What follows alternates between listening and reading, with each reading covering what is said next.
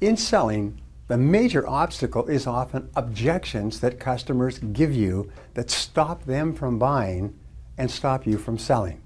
So let me show you 9 different objections that you will get on a regular basis, and you must learn how to recognize these objections and to deal with them effectively.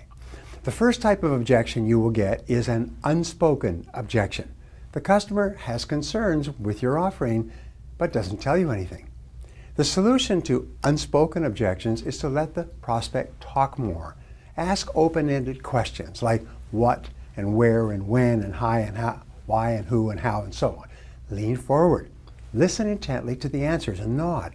The more a prospect has an opportunity to answer your questions, the more likely it is that he or she will tell you exactly what might be holding them back from buying. Ask good questions and listen carefully to the answers. The second form of objections you will get is excuses. Now, these are usually instinctive reactions to any sales approach. They're not personal. Excuses are not really serious either. The best salespeople, when they get an excuse, they just nod and smile and agree, and then they ask a question to take control of the conversation. The very best way to handle any initial sales resistance, including excuses and impulse responses, is with these wonderful words. Person says, I can't afford it, I'm not in the market, we don't need it right now, we don't want it, and so on. You say, that's all right. Most people in your situation felt the same way when I first called on them, but now they have become our best customers and they recommend us to their friends and family. This immediately stops people and causes them to say, oh really? Well, what is it that you have then? And their objections just fall away like scaffolding falling down outside a building. The next type of objections are called malicious objections. Because you call on many different people, you'll occasionally call on individuals who are unhappy or angry about their current situations.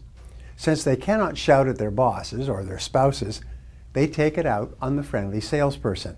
They take it out on you. Now, these people tend to be negative in their demeanor and behavior.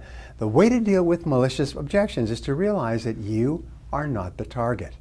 Your job as a professional is to remain calm, confident, positive, and polite throughout, and then just ask more questions about what the customer is doing and what their plans are for the future.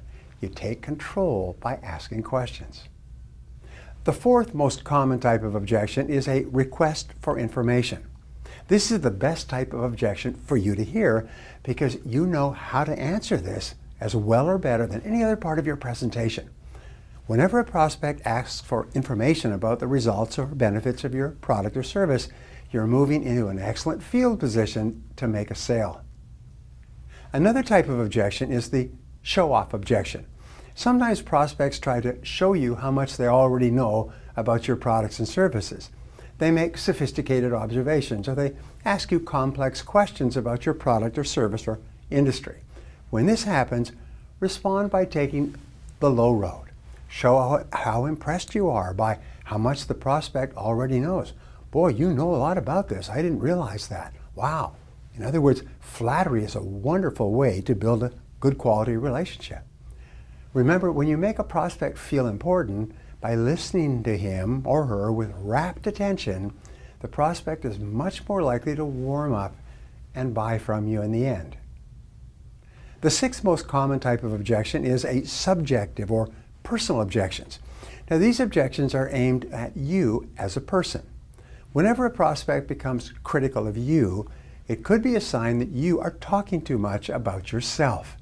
If this happens, it's important to make the customer the center of attention, and the subjective objections will stop. How do you do that? You start asking questions about the customer and listening closely to the answers. You may also hear the objective or factual objection. Now, these are directed at your product or service offering and the claims that you make in terms of what it will do for the customer. If you can answer an objective question like, how does this work? And how can I be sure it will do this? And what kind of proof do you have? If you can answer this type of objection, you can often close the sale. People often ask objective objections or factual objections when they're just about ready to buy and they just need a little more reassurance. The eighth most common form of objection is what we have called general sales resistance. This always occurs at the beginning of a presentation. Until you neutralize this general sales resistance, the customer will be listening to you with a closed mind. When the customer relaxes and gives you permission to ask him questions, you immediately begin your pre-selected, open-ended questions to qualify the prospect and find out what he really needs that you can provide for him. For example, I have found if you just say, "May I ask you a question?" If the prospect says yes, or "May I ask you a couple of questions?" When the prospect says yes, the prospect has also said, "I will answer the questions if you ask them." This is a wonderful way to break the ice and lower resistance. The final, the ninth, most common objection is called the last-ditch objection.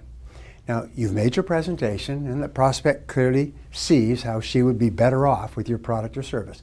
She knows and understands what you're selling and how much you're asking. She's on the verge of making a buying decision, but she still hesitates. In this case, you listen with respect to their final objections, and then assure the prospect that yours is an excellent product or service at a good price, and that everyone who is using it today is very happy with their decision. You have then overcome the last-ditch objection, and you can go on to close the sale.